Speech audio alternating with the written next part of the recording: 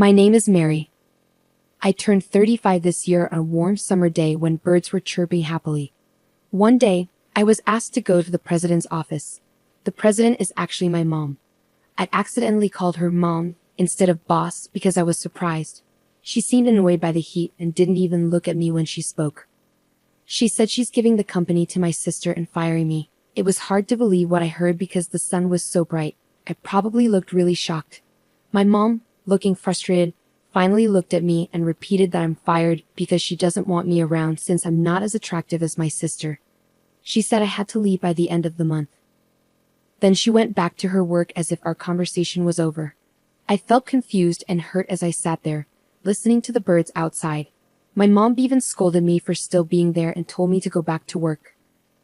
I walked away from the office feeling like a robot, saying excuse me as I left and closing the door behind me. Our company is pretty small, just a 2-story building, and we're in the demolition business with about 10 people working here.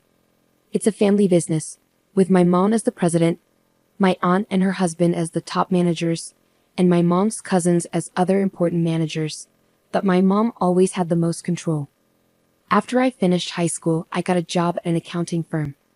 But when I turned 25, my mom said we needed an accountant at our family business. She basically guilted me into joining, saying I shouldn't abandon my family.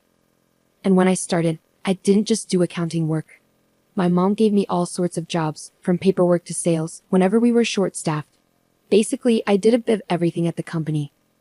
Even though the work was tough, I tried my best not to be a burden to anyone. I worked long hours and somehow managed to keep up with everything for the past 10 years. On the other hand, my sister Lucy, who was supposed to take over the company, is 3 years younger than me at 32, and she only started working here 2 years ago. Lucy had been jumping from one job to another, always saying they weren't right for her. When she turned 30, she stopped looking for work and spent her days relaxing at home. Then, my mom decided Lucy should work at our family business and made her an executive director. Even though I've been working at the company for 10 years, I'm still just a regular employee. Everyone noticed how differently my sister and I were treated, but I wasn't surprised. My mom has always liked Lucy more, even when we were kids. She gave Lucy all the nice clothes and toys she wanted and always said how cute she was. But I got hand-me-downs and wasn't paid much attention to. As a child, I didn't understand why my mom treated us differently. I worked hard in school and helped out at home, hoping to get her attention. But even when I got top grades, she barely noticed. At one point, I even thought about getting plastic surgery because I believed that if I looked prettier, my mom would pay more attention to me. But my aunt, who is my mom's sister, saw me feeling this way and explained why my mom ignored me so much. When I was in high school, I was told that my dad had died. But the truth was, when Lucy was born, my dad left my mom for another woman from his job. This woman was older than my mom and supposedly not as pretty, but she had a similar vibe to me. My aunt told me that my mom was too proud to admit that my dad left her for someone who wasn't as attractive as she was. She seemed kind of satisfied telling me this, like she enjoyed seeing my mom in a tough spot. My aunt wasn't particularly stunning herself. She took more after our side of the family. But she was good at her job and often used her charm to get ahead. My mom took over the family business when she was 32, after my dad left. She used her looks to attract and keep lots of clients, which really helped the business grow. Plus, there was a lot of demand for demolition work at that time because many buildings needed tearing down.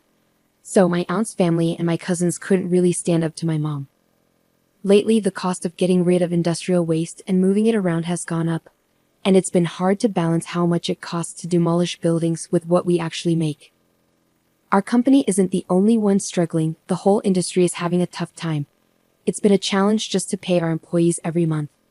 And now, my younger sister has joined the company as an executive director, adding to the mix.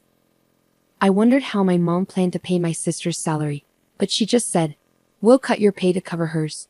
We're family, so it's natural, right?" I pointed out that even if they cut my pay, it wouldn't be enough to give my sister the salary of an executive director. But my mom didn't care. She told me it was my problem to figure out. I timidly suggested that maybe my sister should start as a regular employee. My mom gave me a harsh look and scolded me, saying, "Who do you think you're talking to? This isn't your business to interfere with." At that time, we all lived together. My sister didn't contribute anything to the household, while I paid $1,500 each month to help out. I've been helping around the house since I was young to support my busy mom, but my sister never did anything, acting like it was normal. "Hey sis, is dinner ready yet?" Lucy would ask when I was working late. When I told her to make her own food because I was busy, she'd say, "But I don't know what to cook. You're the one who knows the kitchen best, right?" I don't want to get in trouble for using it without asking like last time. She never bothered to try cooking. Instead, she used that past argument as an excuse to avoid doing anything around the house. So, I often had to rush home to cook dinner before going back to work. My mom usually didn't cook either. Even when I made meals, she often eat out, choosing whatever she wanted. Lately though, she was going out to eat with Lucy more, so I didn't have to cook as often. But now, we were spending more money on entertainment, which was causing new problems. My mom, who was now 63, was starting to complain more about feeling sore and the effects of drinking too much. It was around this time that I was called into the CEO's office and told, "I'm giving the company to Lucy. You, who aren't as pretty, are fired." I could understand why my mom chose Lucy to take over the company, considering her past behavior. Lucy was 32, the same age my mom was when she became the CEO. Maybe my mom thought Lucy could use her looks to get things done, just like she did. But I couldn't accept being fired because of how I look. Even if my salary went to Lucy, it didn't seem fair. When I talked to my aunt about it, she already knew Lucy was going to be the CEO, but she didn't know I was getting fired. After thinking about it, my aunt said, "I'm not sure, but it seems like Lucy doesn't like that whenever she says she'll do something at the company. Everyone says it's okay because they know Mary will help. Maybe that's part of the reason." No. It's because everyone stopped asking Lucy for help since she always does a messy job, right? Lucy was really bad at her job. She often missed deadlines, messed up phone calls, and made lots of mistakes in her work. Even though she had some experience, she didn't seem to realize how bad she was. Maybe because people always overlooked her mistakes because she was pretty, she never thought about improving. My aunt agreed, saying, "That's true. But I think Lucy sees you as a bother." She added sadly, "But I never imagined they'd fire you. Without you, the company won't be able to work properly." She seemed worried, but didn't argue with my mom, because she knew she wouldn't win. I felt disgusted knowing my aunt was related to me by blood. "So basically, both my mom and sister hate me, right?" I said bitterly. My aunt didn't know what to say, so she suggested, "Well, your mom is terrible, but maybe you'd be better off working somewhere else with all your skills. It's a waste to stay here." Standing in the car, bathed in the red glow of the summer evening, I stared into the distance and felt a sense of relief. Maybe it was okay to let go. I turned to my aunt and said, "You're right," with a big smile on my face. It was the first time I'd smiled genuinely since I started working at the company. My aunt looked a bit confused by my smile, but she returned a sad smile. As I worked on handing over documents and organizing files so that anyone could understand them, the end of the month came quickly. When I went to the CEO's office to resign on time, the sound of birds was gone, and my mom and sister were happily chatting. "That sales guy definitely has a crush on you." "You, that bald guy?" "No way." They laughed loudly, not realizing I was there. When I cleared my throat, they finally noticed me. My sister looked at me curiously and said, "What's up?" "We don't need dinner tonight. I'm quitting today." "Thanks for everything," I told them. "Oh, was it today?" "I forgot." My sister laughed again. I felt relieved knowing I wouldn't have to see them anymore. "I'm moving out too, so take care," my mom replied mechanically, with no emotion. I closed the door, and from inside, I heard my sister say, "Now we won't have to deal with that annoying face anymore." In my heart, I whispered, "Just you wait," and left the company I'd been at for so long. A week later, after finishing some paperwork for a school, I checked my phone and saw 14 missed calls from my mom in just 2 hours. I didn't call her back because I had a bad feeling about it. I put my phone on silent and went home after finishing my other tasks. The missed calls from my mom kept piling up, and when I checked the next morning, there were a total of 80 missed calls. The last one was after 2 a.m. But I didn't even consider calling her back. She was like a stranger to me now, and I didn't want to hear her voice at all. I even had thoughts that if I heard her voice, I might end up doing what she wanted. After all, she had controlled me for 35 years. So I ignored her calls with all my strength, trying to break free from her influence. I could have blocked her number, but I thought keeping the calls might be evidence of her behavior if something happened. At first, getting almost 100 calls a day was tough, and I hated seeing them come in. But over time, I started feeling satisfied, imagining my mom's frustration with each unanswered call. It made me realize just how badly she had treated me. The year went by like this, and eventually the calls from my mom stopped. I had no idea what was going on with her. During this time, I worked part-time while studying online to become a tax professional, and I passed all the exams. I recently got a job at a top tax consulting firm. My experience in the very tasks I did at my mom's company helped me see the bigger picture, which was a big advantage in my new job. I was grateful for all the hard work I'd done at my old company over the past 10 years, especially now. The people at my new job are great, and we all work together well. It's a big change from my old job. When I was left to figure things out on my own, pushed around by my mom and sister, I spent countless nights researching and working alone.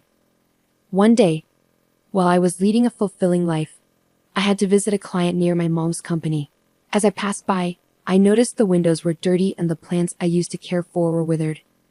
On my way back, I bumped into my mom coming out of her company. When she saw me, she shouted, "Ah!" and rushed towards me, expecting her to scold me. I instinctively covered my face with my bag. But to my surprise, she spoke to me in a sweet tone, asking where I'd been and if I changed my phone. It seemed like she hadn't even considered that I might not want to talk to her because I disliked her. Given everything she'd done to me, I couldn't help but wonder about her thought process. Ignoring my confusion, she continued, "Oh, but it's a good thing I saw you. Look at the state of this company. It's awful, isn't it? You can start working here again from tomorrow. I'm not mad, you know. So I forgive you for leaving a year ago. Please come back to work tomorrow." It took me a moment to process what my mom had just said. Did she only see me as a little child who adored her? Mom, I'm already working at another company, and I'm happy there," I said hesitantly. But instead of understanding, her face twisted into anger, and she yelled, "What? You're telling me you're working somewhere else while our company is struggling? I don't care about other companies, you belong to me, got it?" Causing a scene in the street. "Wait a minute, you're the one who fired me, remember? What about Lucy? What happened to her?" I asked. My mom snorted and said, "Oh, Lucy. I thought she'd be useful, but she got caught having affairs with 3 men from our main client. Our business with them ended quickly. I tried putting her in clerical work, but she couldn't even clean properly and was useless at accounting. Because of her, we couldn't even hire someone else." After venting her frustrations, my mom turned to me with a grin. "That's why it's your turn, Mary. Ever since you left, the office has been a mess. I need you to take responsibility." I had made a thorough handover manual before leaving and explained everything to Lucy. But I doubted Lucy had even looked at it, and I was sure my mom hadn't heard anything about it either. And even if she did, she'd probably pretend to forget. I couldn't understand why they fired me and then expected me to clean up their mess. This was typical of these women. They acted tough, blamed others, and made others clean up after them. It was their usual trick. I bit my lip, thinking of the kind people I worked with now, and I swore to myself that I wouldn't succumb to this pressure anymore. "You're the one who fired me, right?" I said to my mom, my tone changing. "And you fired me because I'm not pretty, isn't that right?" A crowd had gathered around us, intrigued by our argument. My mom seemed startled by my sudden assertiveness. "Did I say that? Are you sure you didn't misunderstand?" she stammered, aware of the onlookers. "No, I heard it loud and clear. You're giving the company to my beautiful sister and firing me, the ugly one," I declared boldly. "I don't get it. I've been working hard at the company for 10 years, but you suddenly decide to give the company to my sister, who hardly does any work, after just 2 years. Your judgment is questionable," I stated firmly. The crowd started to murmur in response. "Can that really happen? That's not fair. Are they even related? Is she her own mother?" Some even started filming us, but I was too angry to care. As my mom began to sweat and pale under the accusing stares, she panicked. "Mary, you're misunderstanding. Let's go inside," she urged. "Misunderstanding? What's there to misunderstand? If you didn't say it, just say it clearly," I retorted. When my mom stayed silent, the people around us started saying, "She's silent, so it must be true. That's unbelievable." Then something snapped in my mom. She started yelling, "Shut up. It's all your fault for being ugly and miserable. Ugly people should know their place and obey what beautiful people say. That's all you're good for." People around us were shocked by my mom's outrageous behavior and quickly started uploading their videos. The headlines read, "Ugly woman obeys beautiful woman."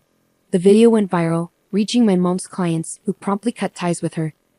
It turned out that in the year after I left the company, they were involved in shady activities like fraud and tampering with accounting books. When the video spread, everyone was eager to distance themselves. As a result, the company went bankrupt. My mom and sister, now without income, came to my apartment, but I didn't let them in. In the end, they moved to a rundown apartment without a bath, living in fear of creditors. My sister, always trying to take it easy by flirting with male coworkers, had trouble keeping part-time jobs because her coworkers didn't like her. Meanwhile, everyone knew about the viral video, so my mom was also shunned by her coworkers. It seems she's now silently working by herself. Meanwhile, I found a boyfriend at my new workplace. He's not conventionally handsome, but he appreciates my hard work and sincerity. We're planning to get married soon. I'm genuinely happy knowing that my efforts have paid off.